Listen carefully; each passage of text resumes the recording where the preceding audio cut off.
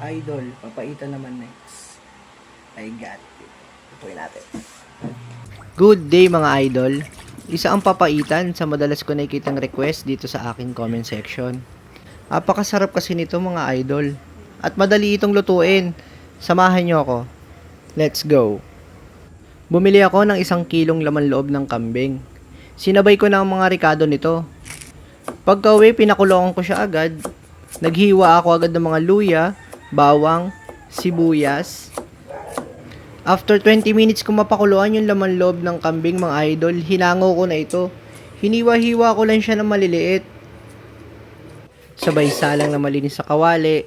Nagpainit na rin ako ng mantika. Sinabay-sabay ko na ang ating mga rikado. Hinalo-halo ko lang to.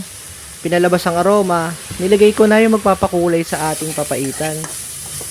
Kasunod nito, nilagay ko na rin yung hiniwa-hiwa nating laman loob ng kambing kanina mga idol.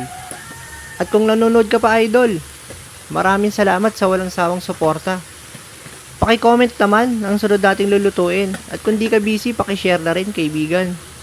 Maglagay na tayo ng malinis na tubig. Isinama ko na rin pala dyan yung pinagpakuluan kanina.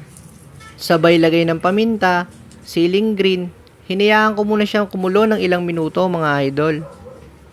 Makalipas ang ilang minuto mga idol ng ating pagpapakulo, tinimplahan ko lang to ng asin, North beef cubes, hinalo-halo. Ready na yan. Kasarap niyan. Lalo na ngayon mga idol, nag-uumulan, apakasarap humigop ng mainit na sabaw. Tapos mapapanood mo to ng madaling araw. Aray ko.